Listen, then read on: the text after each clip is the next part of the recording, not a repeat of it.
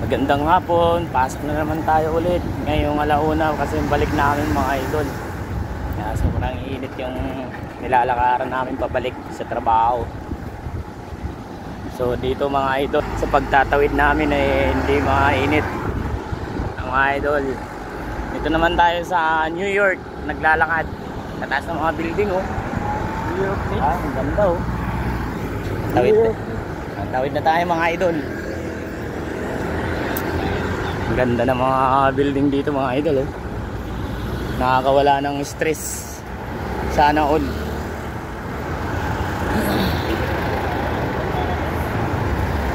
Na. Hop, sige diretso.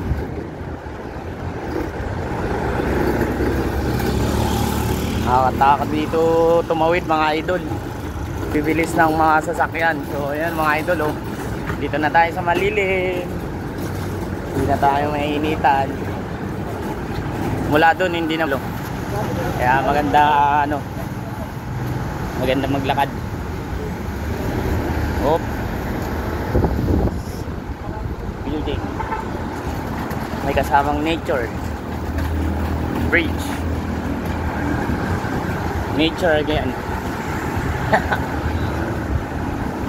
So, maraming salamat mga idol. Tamang sipag lang tayo mga idol, no? Siyempre, tayo pa ba? Pag mayroon tayong pangarap, kailangan natin pagtyagaan yan at pagsipagan.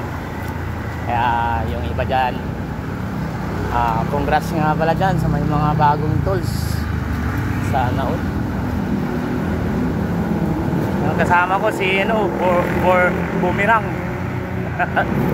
Si Boomerang. May init na pala dito. Bago ngayon tools mga idol. Congrats nga pala sa mga nabigyan dyan. Dalawang tools yun. Partnership ads. Tapos yung para sa kalimutan ko na. Basta yung tools na yun lakas mga artista. Kasi pwedeng mag-request sila ng video mo or video greetings, tapos babayaran nila yung Gcash. Kaya yung mga sikat dyan, pwede na natin silang maging connection. Diba yan? Kasi yung sikat ka na hindi tayo pinapansin, pwede na tayong pansinin sa pamamagitan ng magre-request tayo ng video. Natural lang yun, i-accept nila yun kasi para may bayad yun, babayaran natin yun. Shuba! Yun, tawag naman ng mga kasama natin. Ipapakilala ko nga pala yung safety namin, si Ate Laura. Ayan o, nangunguna si Ate Laura. Ayan po yung safety namin eh.